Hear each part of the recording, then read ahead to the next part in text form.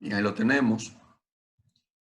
El estudio que toca para hoy es el Evangelio del Reino, el juicio en la resurrección, la parte 20. El juicio en la resurrección, parte 20. Estuvimos viendo la semana pasada o el estudio pasado lo relacionado a las bodas del Cordero y cómo se presenta ese evento. Y vimos que es la segunda venida de Yeshua. ¿Por qué enfatizamos, queridos hermanos, sobre la segunda venida del Mesías? Porque el tema del rapto secreto es un tema que está muy incrustado en las vidas, en los creyentes, ya que es una doctrina que tiene alrededor de 200 años que se formó. Esa doctrina es procedente de la doctrina del dispensacionalismo o pretribulacionismo. Esa doctrina tiene alrededor de 200 años. Por eso es tan difícil de la gente entender que no existe un rapto secreto, porque se formó una teología basada en lo que es la división del pueblo de Yahweh, dividido en dos: Israel físico y la iglesia. Se dividió el Antiguo Testamento del Nuevo Testamento, o sea, la ley y la gracia. Se hizo una división teológica tan fuerte que por eso es tan difícil de entender que la venida de Yeshua es una sola, que es su segunda venida. Y por eso hemos estado enfatizando este tema relacionado a la venida del Mesías. Y cuando vimos la boda del Cordero en el libro de Apocalipsis, nos dimos cuenta que es un evento que se va a celebrar en la venida del Mesías, en el aire, y que esa venida, esa boda va a ser entre el pueblo que sale de la gran tribulación, los escogidos, como menciona la escritura, los redimidos por la sangre, los que tienen el testimonio de Yeshua, los que tienen el testimonio de Yeshua y la palabra. Son dos requisitos de los verdaderos creyentes. Tienen el testimonio de Yeshua y la palabra. Y vimos entonces que cuando ya estaban en las nubes, cuando ya estaban celebrando o se iba a celebrar la boda, se dio una alabanza grandísima porque la gran ramera había sido enjuiciada, había sido condenada. Eso significa, queridos hermanos, que el arrebatamiento de la iglesia, del pueblo de Dios, fue producto después de haber sido perseguido y maltratado por la ramera, tanto Babilonia, la gran ciudad, como Babilonia, la grande, la madre de la ramera, que es en sí una sola, pero con diferentes funciones. Está la función de reyes y gobiernos y está la función de religión. Entonces, la boda del Cordero es la unión del Mesías con su pueblo, la unión del Mesías con su pueblo. Entonces, ahí podemos notar que toda la alabanza que se ve en ese momento y en diferentes capítulos que estuvimos viendo, que también se habla de alabanza, aquí en este capítulo 19 es una alabanza enfocada en lo que ya es la victoria final sobre la bestia, sobre el falso profeta y sobre Babilonia, la ciudad. Entonces todo eso lo lleva a una gran adoración donde pudimos ver que todos los seres vivientes, todos los ángeles, todos los 24 ancianos adoraban y decían amén, aleluya. Fue algo extremadamente grande. Y vemos que la boda del Cordero se da entonces en la segunda venida del Mesías y ya en las nubes, ahí comienza a haber esa celebración y se le hace una invitación, o mejor dicho, la invitación que se hace a los creyentes, que son bienaventurados los que llegan, los que son invitados a las bodas del Cordero. Se le prepara una vestimenta blanca de lino fino y resplandeciente. Y dijimos que esa vestidura son las acciones justas de los santos. Las acciones justas de los santos, o sea, la obediencia a la palabra. Y todo esto está en concordancia con todo el Nuevo Testamento, incluyendo incluso el Antiguo Testamento, que habla de la novia vestida con un vestido de gala. Todo eso representa, dijimos, a Israel, el pueblo escogido. Israel, la nación santa, el pueblo escogido. Y ese Israel está compuesto, dijimos, que es de judíos y gentiles. Judíos y gentiles que creyeron en el Mesías y fueron lavados por la sangre del Cordero. A eso se refiere la Escritura cuando habla de Israel o el pueblo escogido, que en ese momento está disfrutando de la bendición bienaventurada de estar en las nubes celebrando la boda del Cordero. Hay personas que preguntan a veces, pero ¿y por qué la Biblia dice que la boda del Cordero va a durar 7 años? Y como ustedes pudieron notar, en Apocalipsis en ningún lado dice que serán 7 años ni 3 años y medio de boda. Solamente se dice que fueron bienaventurados los que fueron invitados a la boda y que esos invitados a la boda también son la novia. No hay una novia y unos invitados aparte. Los invitados son realmente la misma novia que tiene parte de lo que es el pueblo de Yahweh, o sea, el cuerpo del Mesías.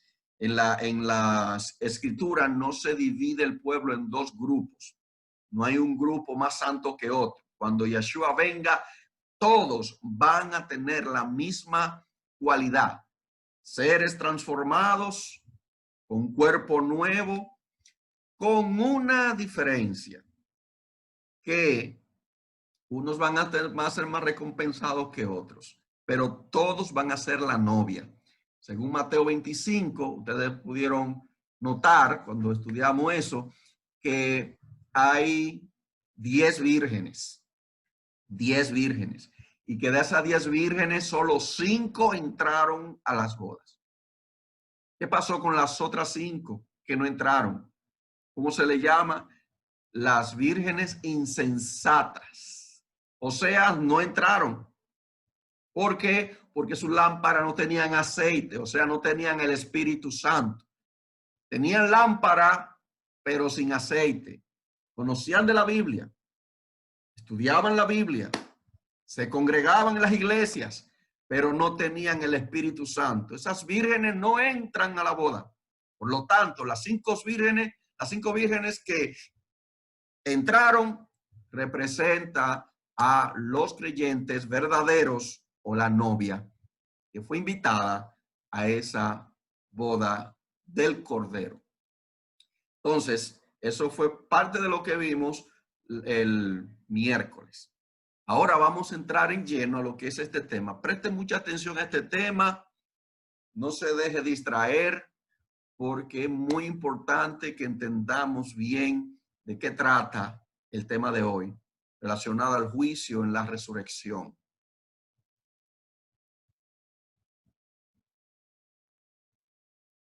Vamos a leer en el libro de Apocalipsis, capítulo 20. Apocalipsis, capítulo 20.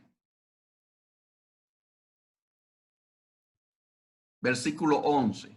Para tomar un poco de contexto, vamos a leer esta parte del libro de Apocalipsis que no habíamos estudiado a fondo, pero solamente vamos a leerlo para tomar contexto de todo lo que vamos a hablar hoy.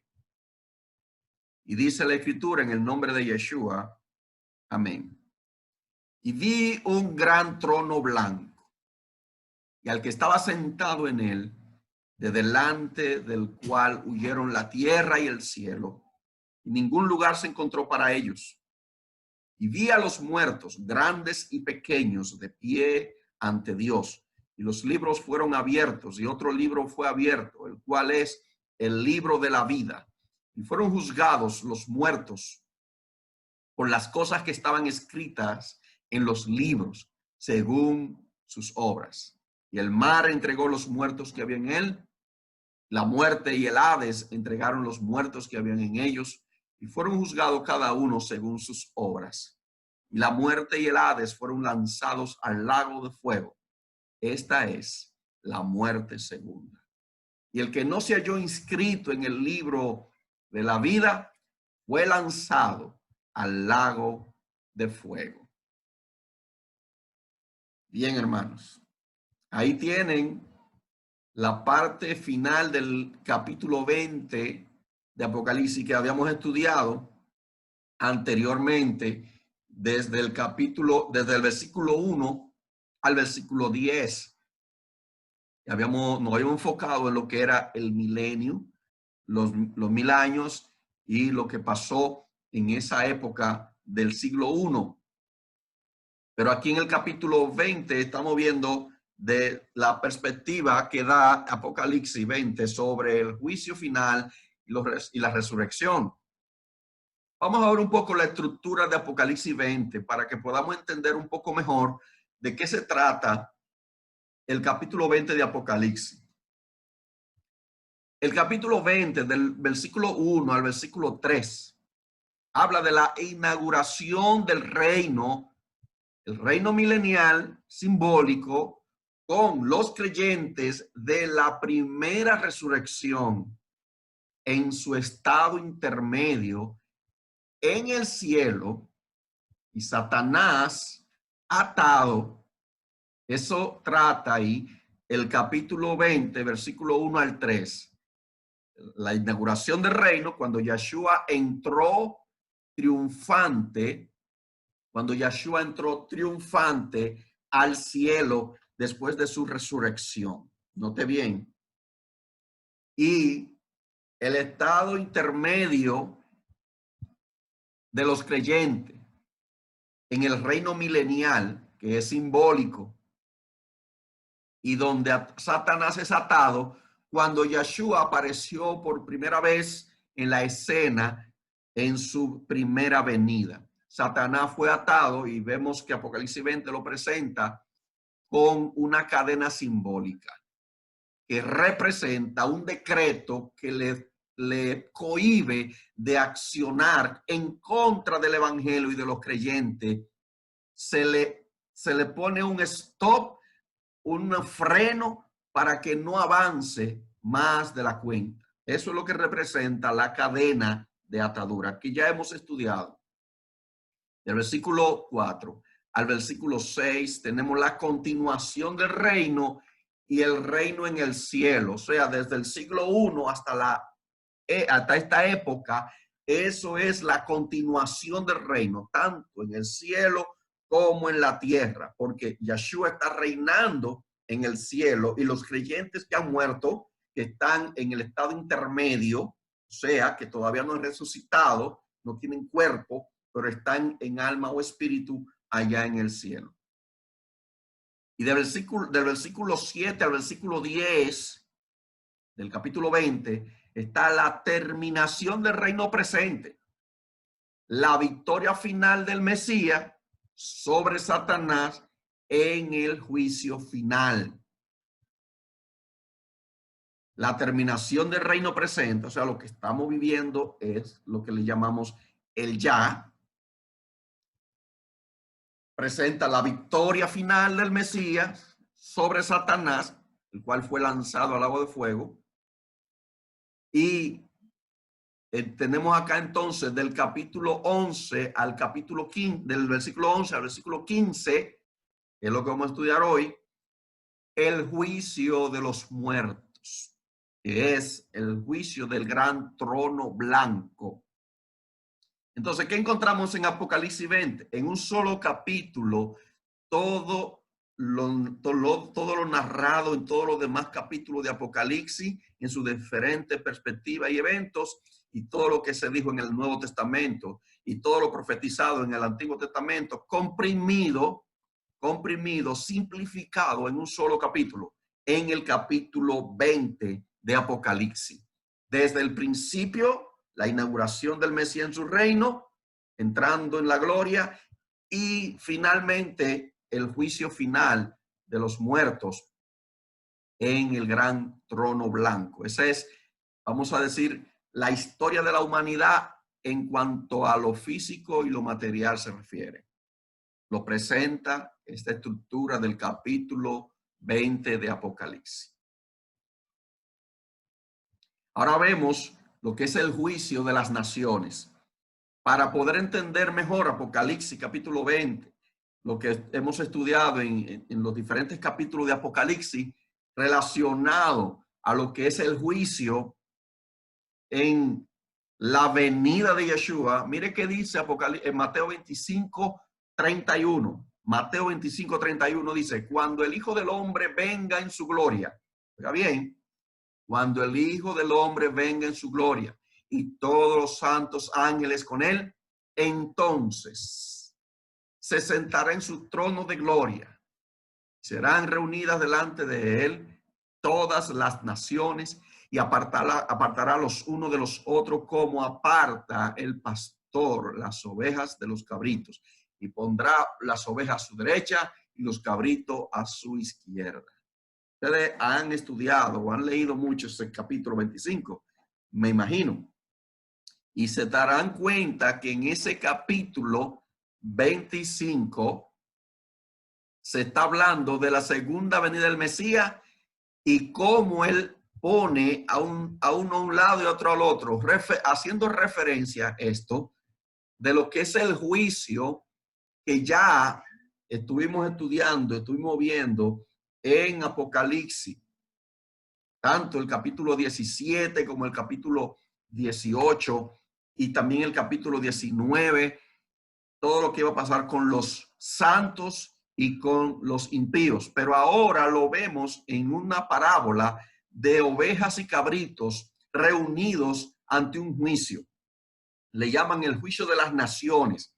Esta es otra perspectiva de lo que es la segunda venida del Mesías, pero que es el mismo evento. El castigo de los impíos está en el versículo 44. Dice, entonces le responderá diciendo, de cierto os digo que en cuanto no lo hiciste a uno de estos más pequeños, tampoco a mí lo hicisteis. E irán estos al castigo eterno y los justos a la vida eterna.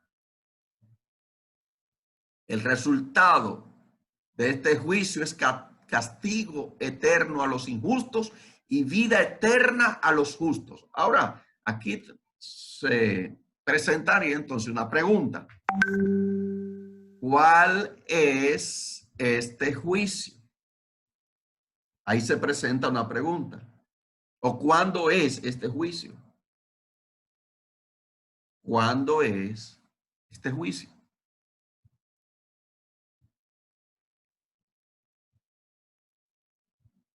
Ahí lo tienen. Ese juicio es en la segunda venida de Yeshua. En la segunda venida de Yeshua. En Apocalipsis 20 lo presenta hablando de un trono blanco, donde están delante de él todas las gentes, todos los hombres, todos los grandes, ricos y pobres, ahí delante del gran trono blanco. ¿Para qué? Para el juicio. Y a esto se le llama el juicio final. O sea, Mateo 25 está hablando del juicio final. Y noten que ahí se le está diciendo a los injustos que tienen que el castigo eterno. Y dice, e irán esto al castigo eterno. Y los justos, que son las ovejitas que están a la derecha, a la vida eterna. O sea, en un mismo tiempo. O sea que el juicio de las naciones habla es de que en la segunda venida de Yeshua se va a juzgar a los justos y a los injustos. Los justos de una manera y los injustos de otra manera. Eso es lo que presenta Mateo 25 en esta sección, hermanos. Importante que lo entendamos porque esto nos da mucho más luz de lo que nos está diciendo Apocalipsis. Por eso hemos dicho, lo hemos dicho en varias ocasiones, que no podemos interpretar Apocalipsis si no es con la visión y la interpretación que da Yeshua y los apóstoles. Aquí estamos viendo al mismo Yeshua hablando en Mateo 25. Yeshua está interpretando que el juicio final van a haber justos e injustos. ¿Dónde van a estar los justos? A la derecha. El juicio que se le pasa a los justos no es igual al juicio que se le pasa a los injustos, pero están en el mismo evento y lugar. ¿Cuál es? La venida de Yeshua en su segunda venida. Resultado de este juicio, ya lo vimos, el castigo eterno a los injustos y la vida eterna a los justos.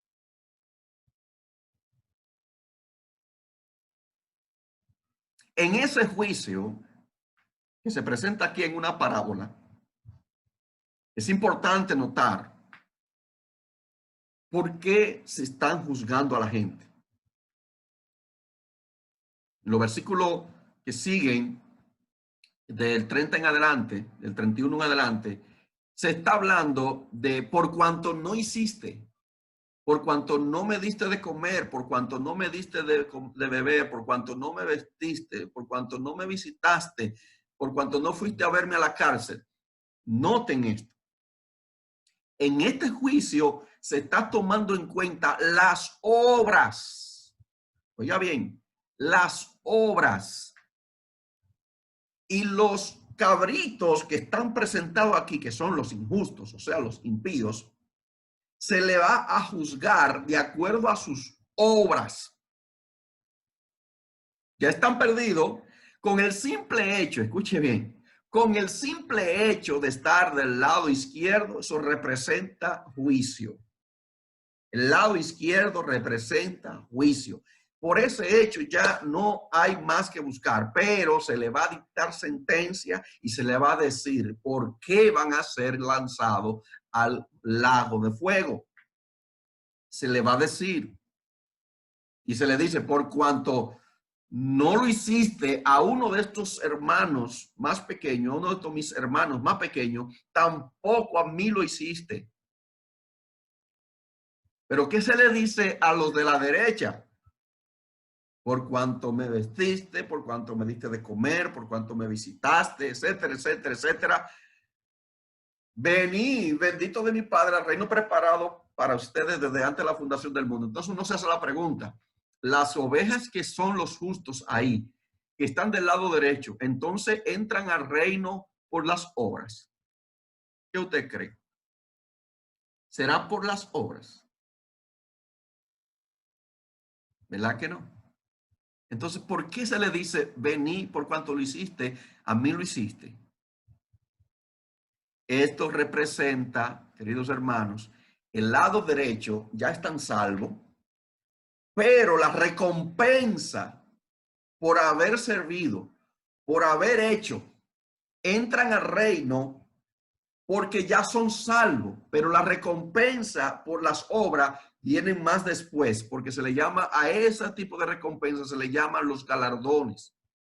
Las ovejas no se ganan la salvación, nadie se gana entrar al reino, pero por haber hecho, por haber actuado, por haber obedecido, demuestran que son del reino. Demuestran que tienen el Espíritu Santo. Demuestran que fueron comprados por la sangre del Mesías. Por eso son ovejas. Noten, por eso dice que que se le preparó ese lugar, el reino. ¿Cuándo? ¿Cuándo se le preparó ese lugar? Desde antes de la fundación del mundo. O sea, antes de que usted naciera, antes de que usted hubiese hecho obra, antes de que usted tuviera conocimiento, ya usted estaba marcado para salvación. Pero las obras le siguen y demuestran de que usted es de los elegidos, que fue predestinado para salvación. Por eso es oveja. No va a haber del lado derecho ni un solo cabrito, hermano. Ni un solo cabrito. Nadie se va a poder infiltrar del lado derecho. Nadie va a poder ganar estar del lado derecho. Ya es algo que es por naturaleza divina, que ya fue impuesta por el Padre Celestial a nosotros, que éramos cabritos y nos convirtieron en ovejas. No merecíamos nada de esto. No teníamos la capacidad para hacerlo. Solo el Padre Celestial pudo ponernos de ese lado y lo demostramos ¿cómo? Con las obras que se presentan aquí en este capítulo 25.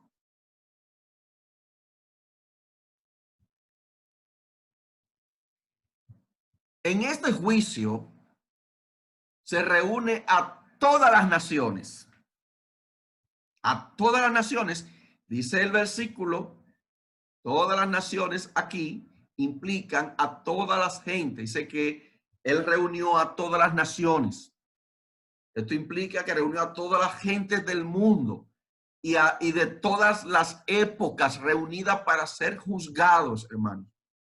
Reunida en un solo lugar para ser juzgado. Imagínense la cantidad de personas que va a haber en ese juicio. ¿Cuántos millones y millones de personas? Posiblemente billones de personas, porque desde el inicio de la creación que van a estar reunidos en ese juicio final. Todas las naciones. No se va a escapar nadie, hermanos. Nadie se va a escapar de ese juicio. El juicio de todas las naciones.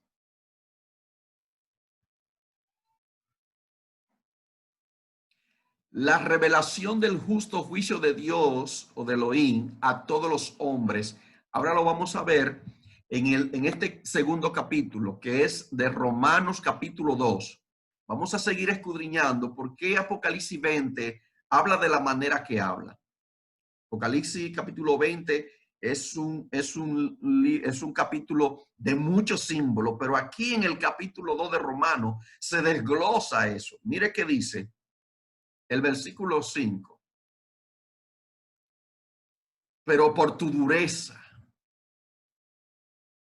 y por tu corazón no arrepentido, atesoras para ti mismo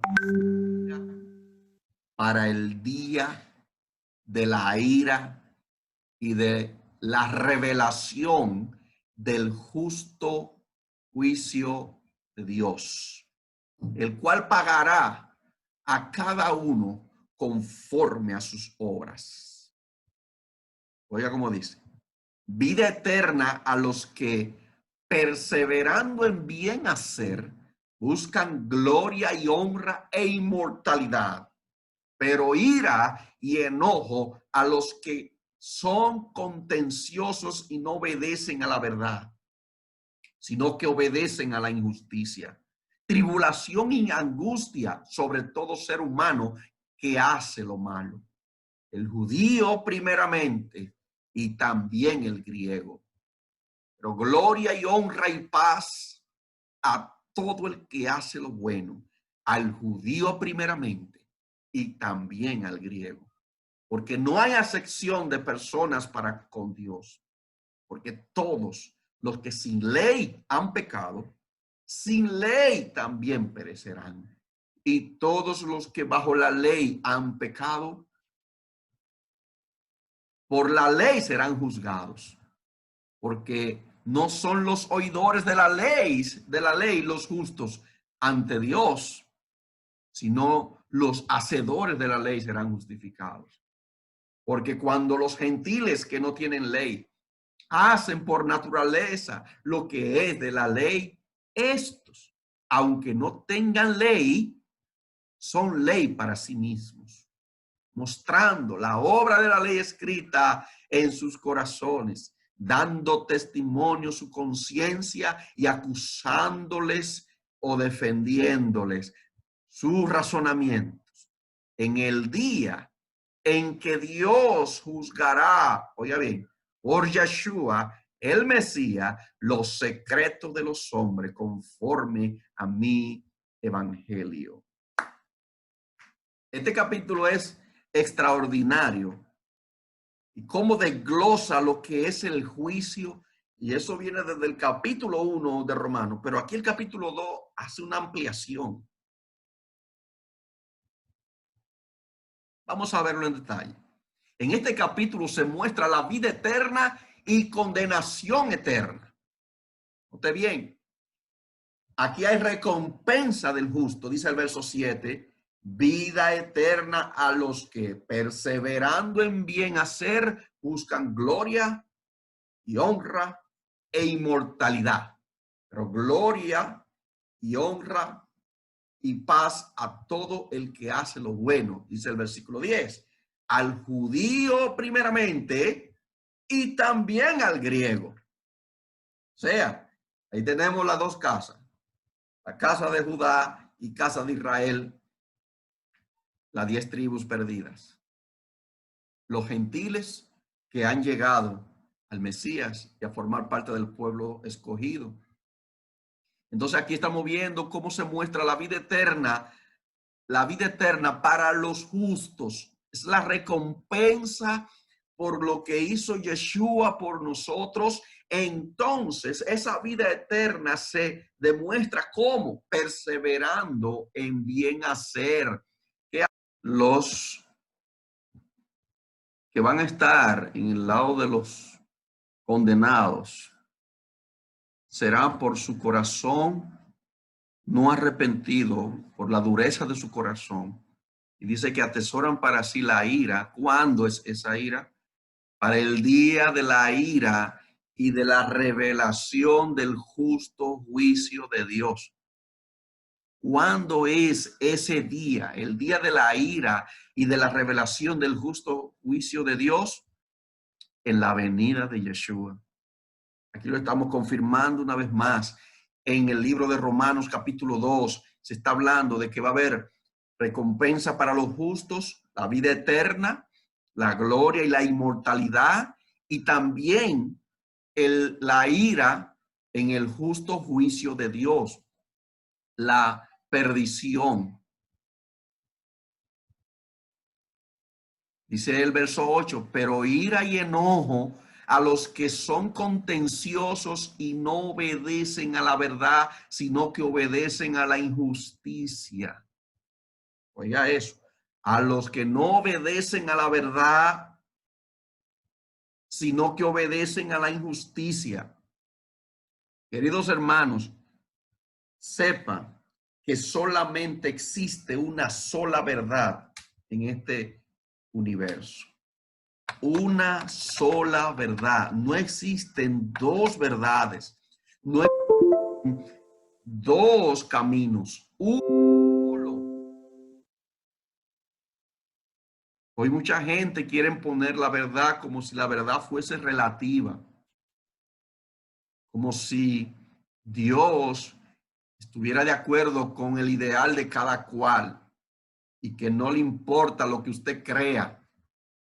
Que lo importante es creer que hay un Dios. No, hermanos. No. La Biblia dice que hasta los demonios creen y tiemblan. Hasta los demonios. No basta con tener una Biblia en la mano. No basta con ir a la iglesia. No basta con salir y hacer obras buenas a la gente. Necesitamos también tener la verdad. ¿Qué es la verdad? La palabra de Dios en todo su consejo, en todos sus principios y todo su modo de pensar de acuerdo a Dios, no de acuerdo al hombre. Por eso es que dice ahí que no solamente por su corazón no arrepentido, por su dureza, sino también porque son contenciosos y no obedecen a la verdad. se complacen en la injusticia. Entonces, es algo bastante serio de lo que se está hablando en este capítulo 2 de Romanos. Mire qué dice el verso 9. Tribulación y angustia sobre todo ser humano que hace lo malo. El judío primeramente y también el griego. ¿Usted entiende, hermano, por qué es importante este tema que estamos estudiando hoy? No estamos estudiando la Biblia por rutina, ni porque no tenemos nada que hacer. No, estamos estudiando la Biblia en este tema específicamente hoy, porque realmente es vital, importante de que nosotros sepamos con certeza que nuestra fe está fundada en la verdad y en quien hemos creído. No podemos jugar con el evangelio, hermanos. No podemos jugar con el evangelio. Tenemos que estar claros, porque cuando se habla aquí del castigo del malo, es para que nuestro corazón entienda que Dios está tomando en cuenta las acciones de cada persona. Por eso dice ahí, todo ser humano que hace lo malo, todo ser humano, no está excluyendo. Por eso dice al judío primeramente y también al griego, o sea, a toda la humanidad, a toda la humanidad. A eso se le llama el juicio de Dios. Verso 12, porque todos los que sin ley han pecado, sin ley también perecerán. Y todos los que bajo la ley han pecado, por la ley serán juzgados. O sea, no se escapa nadie que no tenga el conocimiento de la verdad que nosotros estamos conociendo, que estamos profundizando, hemos profundizado en la Torá y en las profecías y en todo lo que tiene que ver con la restauración de Israel. Que las personas no entiendan eso, no importa. Como quiera van a ser juzgados, porque su conciencia o en su conciencia, en su interior se le ha escrito una ley. Y su conciencia lo acusa o lo defiende. Y en el día del juicio, su propia conciencia le va a decir, tú no obedeciste la palabra que se te mandó a hacer, fuese cual fuese el mandato, no lo obedeciste, no creíste, y por el simple hecho de no haber creído en el Mesías Yeshua, ya es suficiente para ser condenado cualquier persona. No importando la época de la historia humana, Dios preparó el corazón de los hombres para que entendieran lo bueno y lo malo. Nadie, absolutamente nadie tendrá excusa, queridos hermanos. Nadie en lo absoluto.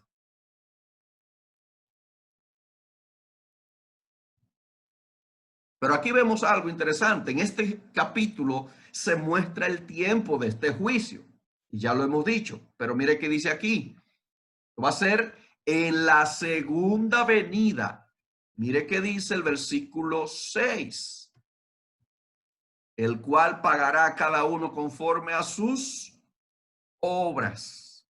Conforme a sus obras. ¿Qué fue lo que leímos en Apocalipsis 20? Del 11 en adelante. Que los muertos fueron juzgados cada uno según sus obras. Aquí Romano lo está repitiendo. Versículo 16. En el día, ¿cuándo? En el día en que Dios juzgará por Yeshua el Mesías los secretos de los hombres conforme a mi evangelio. Ay, hermano. Usted sabe la gente que hacen cosas en secreto pensando que nadie lo está viendo. Se han puesto a pensar en eso. La cantidad de cosas que la gente hace en oculto,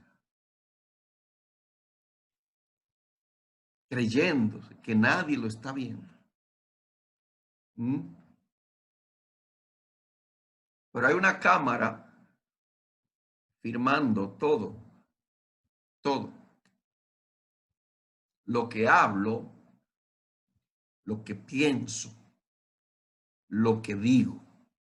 Todos mis actos están siendo facturados, están siendo grabados. Entonces, queridos hermanos, es una falta de razonamiento y de conocimiento de la verdad cuando la persona comete un pecado pensando que nadie lo está viendo, que Dios se hace de la vista gorda.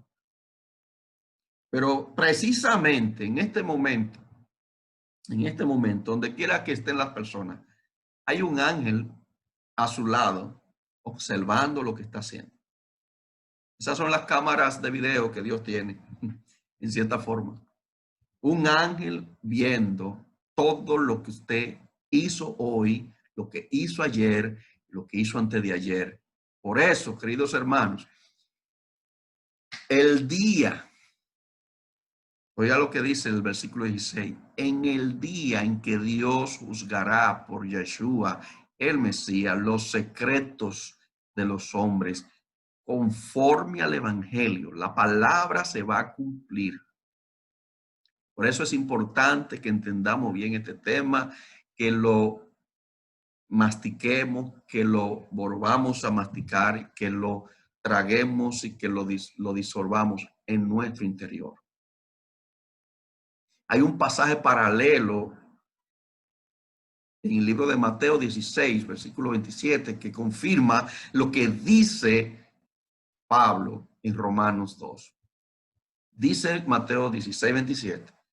Porque el Hijo del Hombre vendrá en la gloria de su Padre con sus ángeles y entonces pagará a cada uno conforme a sus obras. Conforme a sus obras pagará a cada uno. ¿Cuándo? En su segunda venida. Vuelvo y lo repito. No en un rapto secreto donde agarra y se lleva a los creyentes verdaderos para el cielo y allá dura 7 años, mientras aquí el anticristo está haciendo y deshaciendo y haciendo lo que se da la gana con todos los creyentes fríos, tibios y mundanos que supuestamente se quedaron aquí en la tierra y que solamente van a tener la oportunidad de salvarse si dan su vida. Mi hermano, déjeme decirle algo. Esa enseñanza de rapto, independientemente de lo que la gente crea, si fuera así,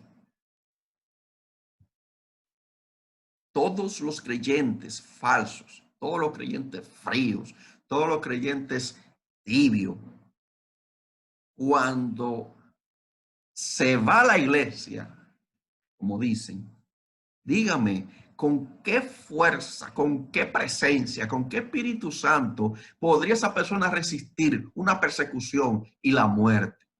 Dígame eso. Pero la Biblia no lo presenta de esa manera. La Biblia presenta a los verdaderos creyentes cuando esté ese momento pasando, que van a ser fieles hasta la muerte. Oiga bien, fieles hasta la muerte. Lo califican como los que siguen a Yeshua por donde quiera que va. Lo califican como aquellos que no se contaminaron con mujeres, o sea, que no son idólatras. Lo califica como aquellos que son los que dan testimonio y que tienen y que guardan la palabra de ese testimonio y que fueron lavados con la sangre de Yeshua. No se está hablando de cualquier creyente. Por eso, cuando Mateo 16 dice aquí que el Hijo del Hombre va a venir en su gloria, con la gloria de su Padre, con sus ángeles, va a pagar a cada uno conforme a sus obras. Los creyentes verdaderos van a estar bien definidos. Y los creyentes falsos también. Porque los creyentes falsos van a sucumbir ante la bestia, van a ser arrastrados por el mundo y por el sistema y no van a querer soltar su pecado. El verdadero creyente aborrece el pecado. No ama el pecado. El verdadero creyente quiere alejarse de la debilidad. Y aunque sientas debilidad y aunque hayan pecado en su vida en un momento determinado, esa persona va delante de la presencia de Yahweh y se arrepiente de sus pecados y es perdonado porque tiene el Espíritu Santo en su corazón y es un creyente verdadero que está testificando que tiene la verdad. Por eso, en el día del juicio se va a saber quiénes son. Y el que dice Colosenses 3 y 4, porque habéis muerto, vuestra vida está escondida con Cristo en Dios. Cuando Cristo, vuestra vida, se manifieste, entonces vosotros también seréis manifestados con Él en gloria. En gloria. ¿Cuándo es que se va a manifestar Yeshua? En su segunda venida, visible, como lo dice ahí, manifestado en gloria. Y como Él se va a manifestar en gloria, también nosotros seremos manifestados con Él en gloria. No secreto, en gloria. Cuando Él se manifieste, mientras tanto nuestra vida está escondida con Él, estamos seguros en Él, ya estamos completos en Él, ya el diablo no tiene derecho sobre nosotros, ya tenemos la victoria, ya somos más que vencedores, ya no hay nada ni nadie que nos pueda separar del amor de Yeshua, nadie, absolutamente nadie. ¿Por qué? Porque ya estamos escondidos en Él y en la manifestación de Yeshua en gloria, el mundo se va a enterar. Todos lo van a ver, hermanos. Todos. Aleluya. Bendito sea el nombre de nuestro Salvador. Si su vida está escondida con Cristo, en Dios, con Yeshua, en Dios, queridos hermanos, somos más que victoriosos, somos más que vencedores.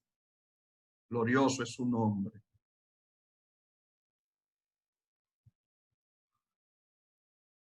Por eso, este capítulo 2 está diciendo, es el juicio a todos los hombres en su segunda venida. Es el juicio del estado eterno. Es ahí donde se va a saber a dónde va cada cual. Quiénes van para la gloria, quiénes van para el infierno, el lago de fuego. Y sucede ¿cuándo? En la segunda venida.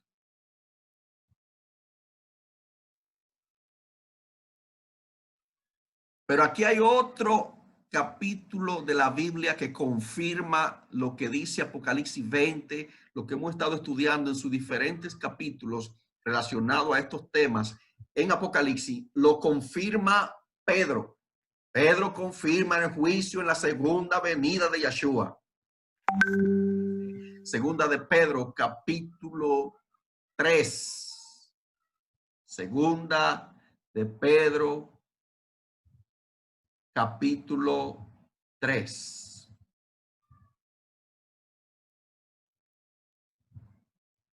Sabiendo primero esto, que en los postreros días vendrán burladores, andando según sus propias concupiscencias, y diciendo, ¿dónde está la promesa de su advenimiento?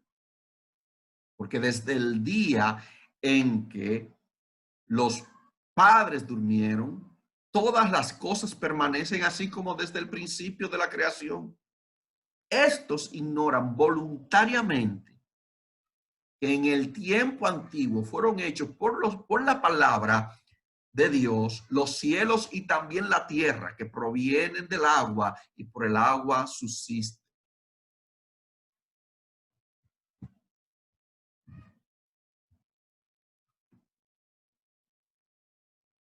Por lo cual el mundo de entonces pereció anegado en agua.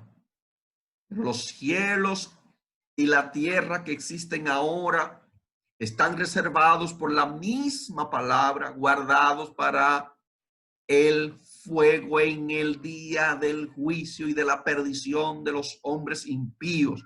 Mas, oh amados, no ignoréis esto, que para el Señor un día es como 1000 años, y 1000 años como un día. El Señor no retarda su promesa, según algunos la tienen por tardanza, sino que es paciente para con nosotros, no queriendo que nadie perezca, o que ninguno perezca, sino que todos procedan al arrepentimiento. Pero el día del Señor vendrá como ladrón en la noche, en el cual los cielos pasarán con gran estruendo, y los elementos ardiendo serán deshechos, y la tierra y la obra que en ella hay será quemada. Puesto que todas estas cosas han de ser deshechas, ¿cómo no debéis vosotros andar? ¿Cómo no podéis vosotros andar? Oiga bien, en santa y piadosa manera de vivir, esperando y apresurando para la venida del día de Dios, en el cual los cielos encendiéndose serán deshechos y los elementos siendo quemados se fundirán. Pero nosotros esperamos, según sus promesas, cielos nuevos y tierra nueva, en los cuales mora la justicia.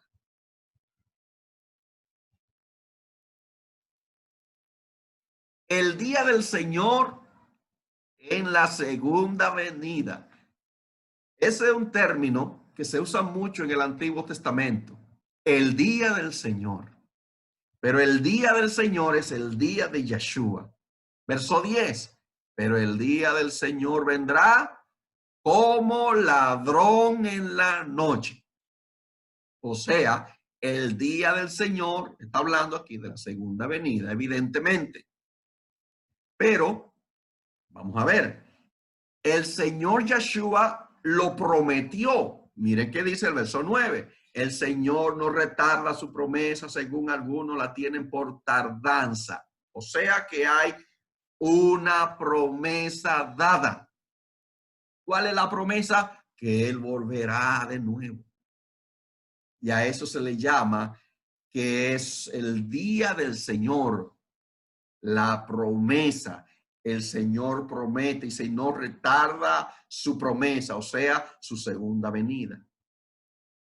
Para el Señor Yeshua, mire que dice el versículo 8, mas, oh amados, no ignoréis esto, que para con el Señor un día es como 1000 años y 1000 años como un día. Aquí cuando dice para el Señor, ¿de qué Señor está hablando? Del Señor Yeshua, del Adón Yeshua, el Rey de Reyes y Señor de Señores. Para Él un día es como 1000 años y 1000 años es como un día. Hermanos, no nos desesperemos.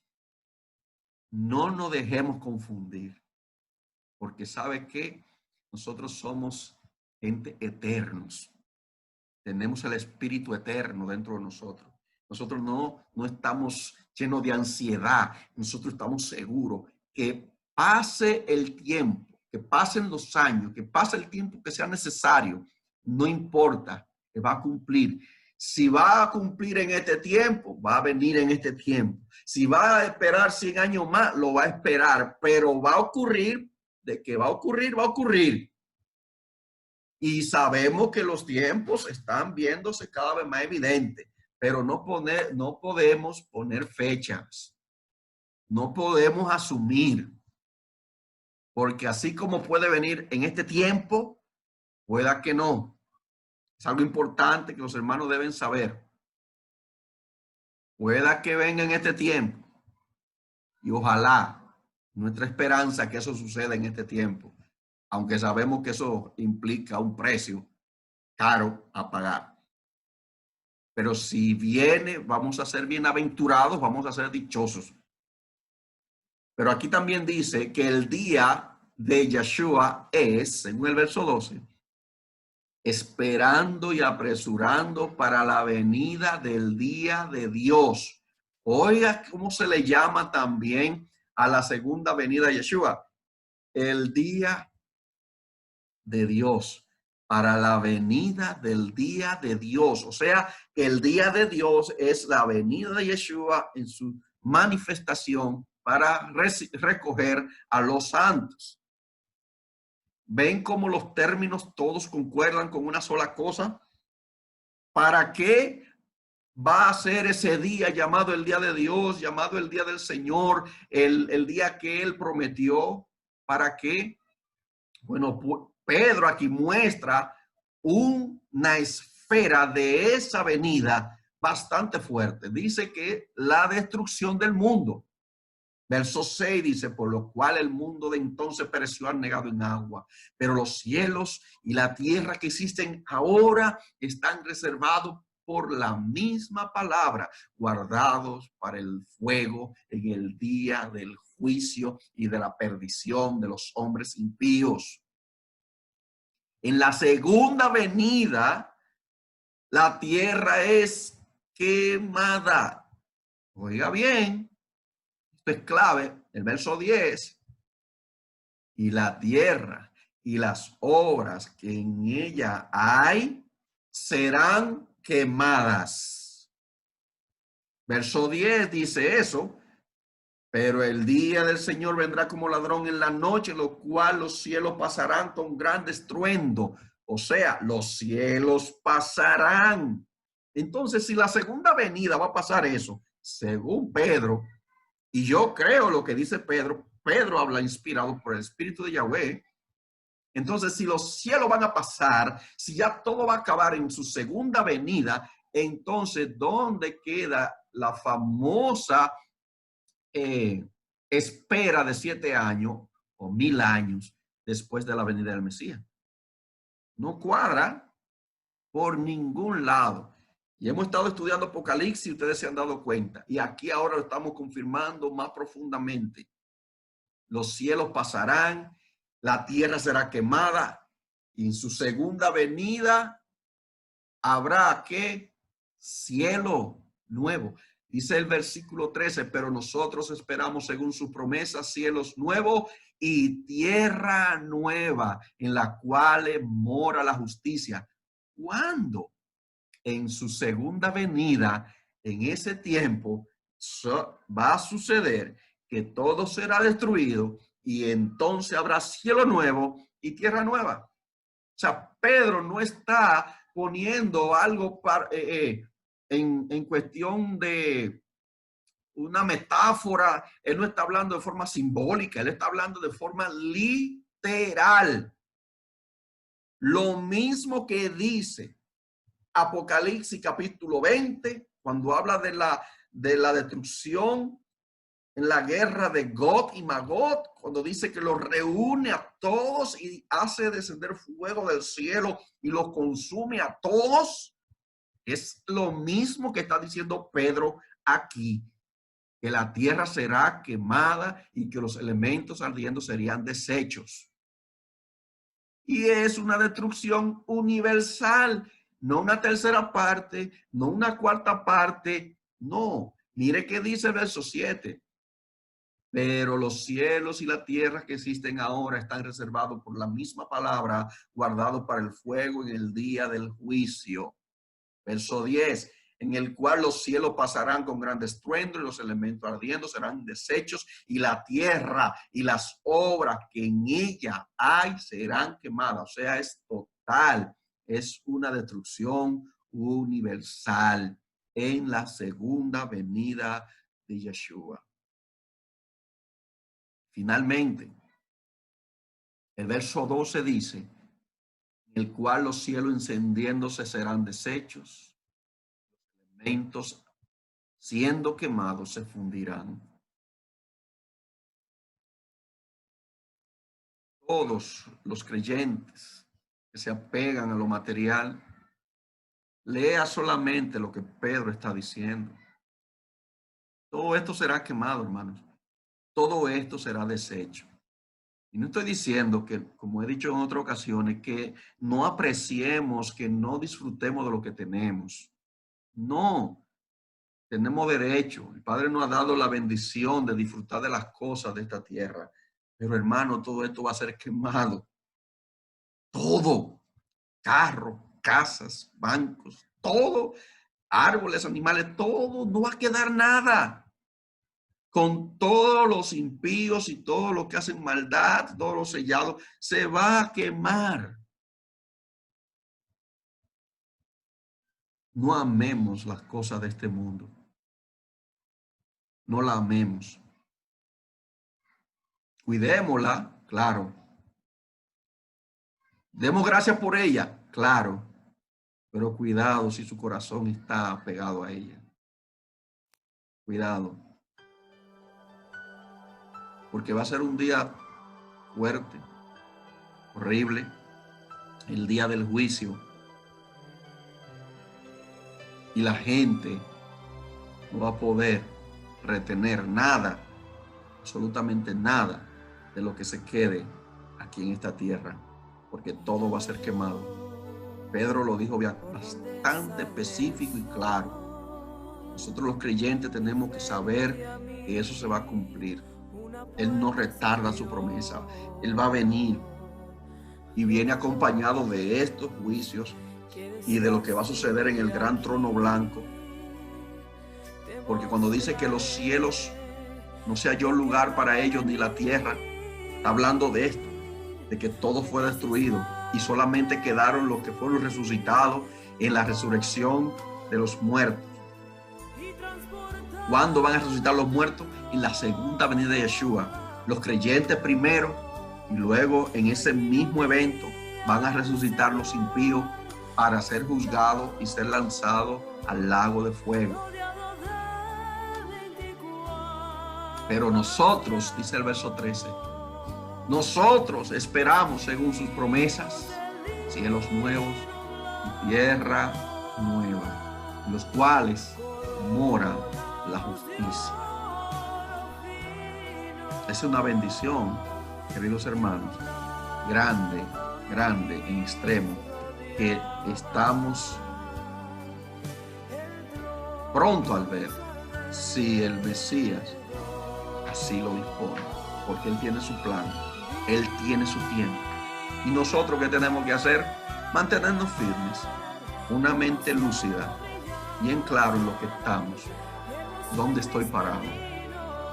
Este tiempo el Señor lo ha elegido para preparar a su pueblo, para que sepamos cuáles son sus promesas, para con nosotros promesas fieles y verdaderas. Hoy hemos terminado con este estudio.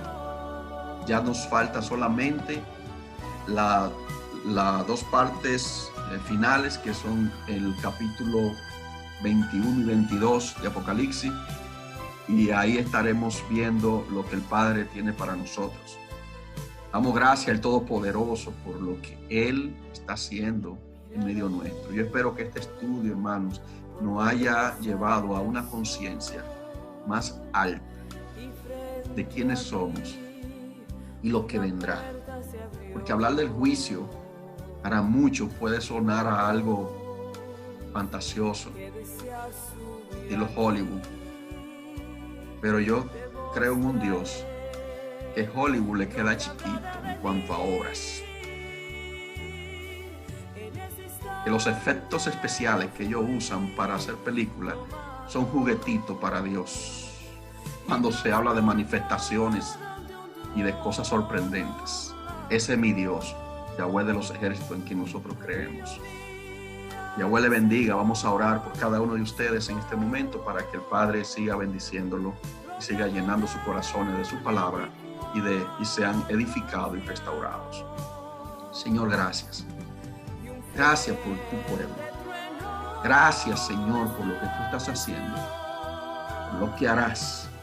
Gracias por mostrarnos tu palabra abierta, por tu espíritu de santidad que está moviéndose en cada uno de nosotros. Sigue obrando, sigue moviendo. Límpianos más y más de todas nuestras maldades, de todos nuestros pecados, porque Señor, te necesitamos cada vez más. Y gracias por habernos escogido y por habernos iluminado. Gracias porque estamos seguros que cuando tú vengas vamos a estar del lado derecho, las ovejas, los justos, para recibir la recompensa grandiosa y gloriosa. Gracias porque ya tú nos has dado un adelanto, que es la promesa de tu venida y el Espíritu Santo en nuestros corazones. Bendice a cada hermano, cúbrelo y protégelo en el nombre de Yeshua el Mesías. Amén y amén. Muchas gracias, hermanos. Si hay alguna pregunta, este es el tiempo para hacerla y sus micrófonos estarán abiertos.